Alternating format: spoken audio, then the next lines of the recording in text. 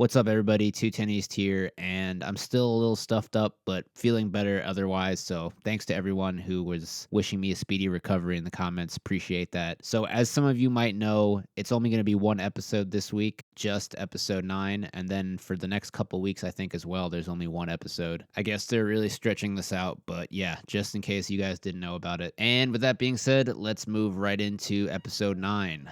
Okay, so we start with Pyung the morning after, and Dongma is lying in bed. She's making coffee. Classic morning after scene. And they're all lovey-dovey. And I mean, all you Dongma Pyung supporters, this is what you guys are rocking with. So they're chilling in bed.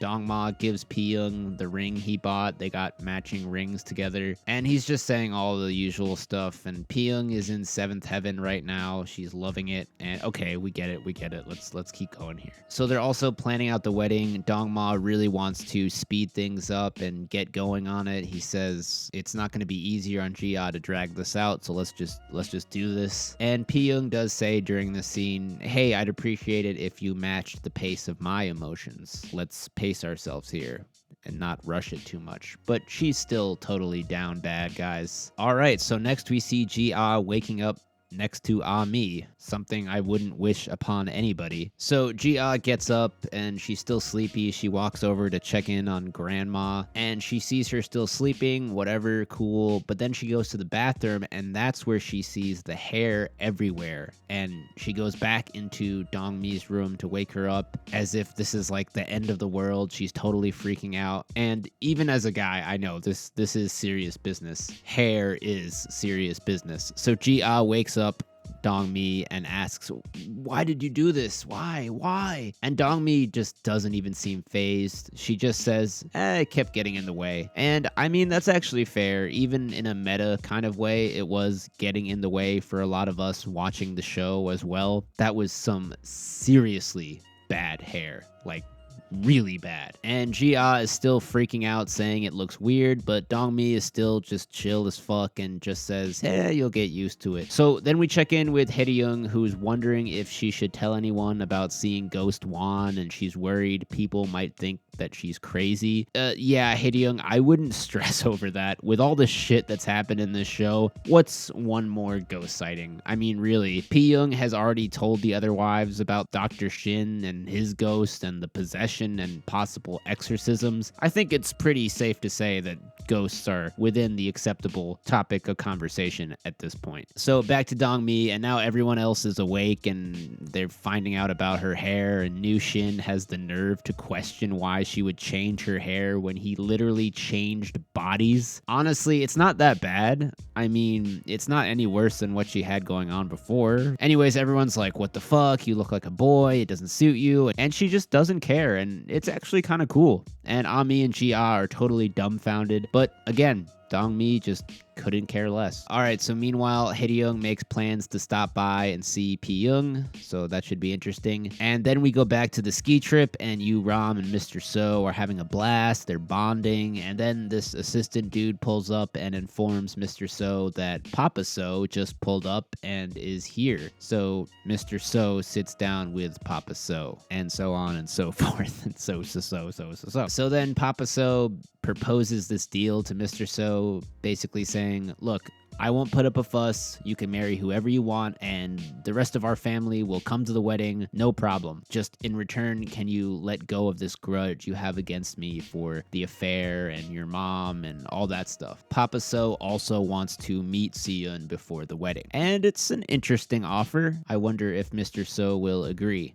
But first, we're going to Pyung and Hae-ryun's sit down. So Hae-ryun starts by telling Pyung about her run-in with Ami and how she had to buy her cakes, and Pyung tells her who Ami is, and Hae-ryun's just like, "Word?" And then we immediately cut to Ami herself, and she's just snowboarding, and she's actually got some skills, I gotta admit. She's pretty good. And she's just cruising, having the time of her life. And guys, look, I really do not like Ami as a character. It's no mystery. In fact, I would love to see her get hit in the face with a giant cake by Hae-ryun. But you gotta admit, guys, she's winning right now. Ga-bin got rid of Hae-ryun for Dong-ma and then got dumped and found religion. Song-won is literally dead, like deceased. And that just leaves Ah-mi. She's the lone mistress who is just winning. She defeated Dong-mi, pacified Pi-young. How is she winning like this? I don't know. It pisses me off too, but I'm just saying, like, she's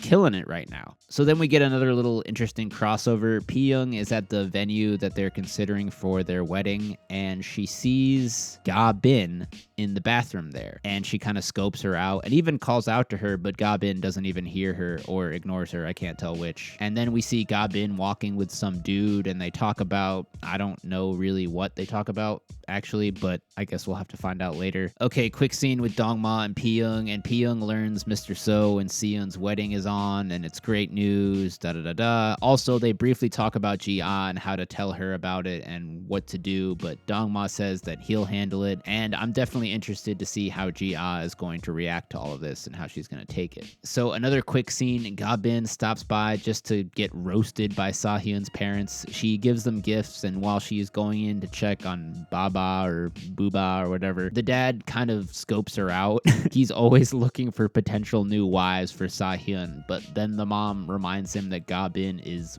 40, and he's like, 40? God damn, she's old as fuck. And Ga-bin is a walking L. That's certainly true, but who is this fucking hobgoblin to be talking about other people's age? So we also see Ga-bin talk to Baka or Lala or whatever and saying, I'll shower you with love, don't worry, I got you. And of course, Ghost Wan is sitting there too, saying, I am Song-won and I approve this message. Okay, and then we're not done with Ga-bin apparently. Great. And she sits down and talks with the parents and tells them about her situation and even gets kind of deep with them and asks, are all men really untrustworthy? And wow, what a great scene. I just love it. I love how Ga-bin talks about how men are untrustworthy and she's been wronged and how it hurts so much to be dumped and you lose the will to live. You do remember having an affair with a married man and contributing to him doing this same exact thing and having his wife and kids feel the same exact way, right? We don't remember that? Okay, so then a quick scene with Dong-ma and Pi-young, and I think this is important to go over because Pi-young does tell Dong-ma, hey, if Ji-ah doesn't approve of our relationship, then I'm gonna return this ring and it's gonna be a no-go. She needs to be okay with it. So this definitely raises the stakes for this Ji-ah Dong-ma meeting. Alright, so then there's this scene with Si-eun and Hyung-gi, and I love Hyung-gi, I really do, but now she's just kind of joined this little side narrative that I'm getting really tired of. She asks her mom if she would still be able to get pregnant at her age. And I don't know, maybe I'm just overreacting to this, but it seems weird to me how people keep asking these older ladies to get pregnant again. Dong-ma asking Pi-young, Song-won literally dead from doing this, and Si-eun now the oldest of them all being asked this, and it just sounds so weird coming from Hyung-gi. She's like, oh, you should give Mr. So a child of his own, which is something you'd expect to hear coming from Papa So or something, not Hyung-gi. I don't know. It was just really kind of bizarre. And Si-eun's like, really? Okay. All right, so then we see Dong-ma telling his bro about Pi-young finally, and Mr. So is like, wait, what? Then we see Hae-ryun, who has recently just been reduced to having an endless montage of scenes of him just sitting or standing in an empty, low-lit room alone. He calls up New Shin to check on asking him about Si-eun and the new marriage. He asked him to do some snooping. So Yushin actually, it turns out, did do this for him, and he hooks him up with the info and tells Hae-ryun all about Mr. So and Si-eun and who Mr. So is, and Hae-ryun is just so wrecked by this. He starts asking like all these details like, oh, is he handsome? How tall is he? And this is super tough for Hae-ryun. Si-eun ditched him for someone that's just better than him in every way, and yeah, sucks for you, man. So back to Mr. So, and he's still questioning Dong-ma about Pi-young, and he doesn't really look too convinced, but he's kind of like, all right, like, do whatever you want, man. And that's pretty much how I feel with Pi-young. being with Dong-ma. So then we see Hae-ryun again, and dramatic music starts playing, and he's leaving his dimly lit room and getting his coat, and he gets in his car and starts driving. And okay, let's see what goes on here. Looks like he's gonna pull up somewhere, and yes, he pulls up on Si-eun and the kids, and this is not gonna go well. So he just kind of orders them to all sit down and talk with him, and he tells Si-eun that, hey, I know who it is, I know it's Mr. So, and then he even starts grilling the kids about them calling Mr. So dad and accepting him. You better watch your tone with my boy Yu-ram.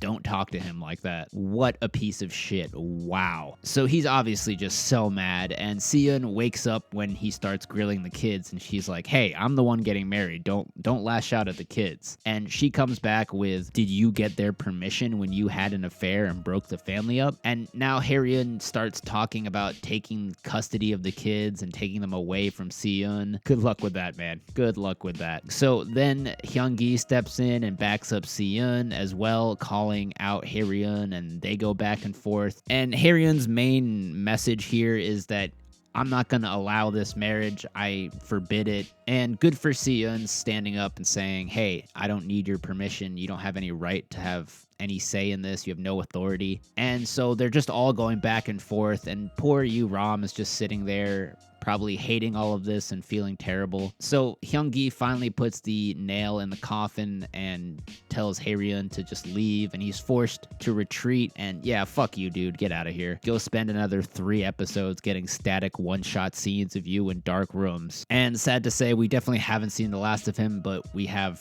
for now. Then we do get a quick look at Si-eun in her wedding dress, looking amazing. Let's go, Si-eun. Good for you. And then she sits down to talk with Mr. So, and Mr. So now tells Si-eun about Dong-ma and Pi-young, and Si-eun doesn't even really believe him at first, and it's just totally taken her by surprise, as obviously it has taken all of us by surprise. Okay, so then it's time for one of the co-workers' parties, and Pi-young and Hae-ryun are sitting there at the party, and Si-eun comes in and just immediately starts talking to Pi-young and is like, oh my god, I just heard we're gonna be sisters-in-law. Wow, this is nuts. So they just talk as if Hae-ryun isn't even there, and so Hae-ryun finally asks, like, wait, what do you mean you're gonna be sisters-in-law? And then Si-eun tells her that Pi-young is marrying Dong-ma. And yeah, this is, again, another big loss for Hae-ryun. She gets embarrassed again. Both of her friends have now gotten the 2 guys that she wanted to go after, and it's super embarrassing. And Pi-young is all like, and yeah, Hae-ryun is fucking pissed and salty and lets them know about it, and this isn't looking good.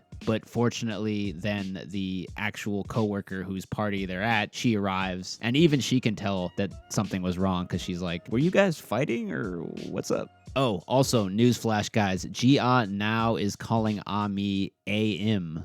Like AM, I guess. Great, she's got a nickname for her. Okay, anyways, Pi-young finally breaks the news to Ji-ah about Dong-ma, and that they are seeing each other and that they might get married, but only if Ji-ah is okay with it. And she says no, she's not okay. She storms out of the room, and she's not happy. So they talk a bit more when Pi-young follows her into her room, and Ji-ah is still not really feeling it, but then when Pi-young mentions that Dong-ma is Mr. So's younger brother, she kind of is a little interested, I guess. And we all know how this is going. It's gonna work out, I guess, so she'll probably come around eventually. All right, then we get a quick scene with Hae-ryun, and whoa, could she possibly be doing a little reflecting on herself as a person and questioning who she is? I don't want to get too excited, but maybe this is a sign that she might be headed towards a little self-improvement in the future? We'll have to wait and see if that turns into anything. Okay, so then Mr. So and Pi-young sit down and talk about everything and about Ji-ah and whatever, and Mr. So is basically just worried for Pi-young and Ji-ah and worried about his brother and how committed he is to this actually and whether he'll change his mind. Then we get a Ji-ah Yu-ram scene and they talk about it. It's basically just everybody finding out about the Pi-young Dong-ma situation. And then, of course, Ji-ah tells Pi-young, okay, I'll meet Mr. So's brother. And yeah, that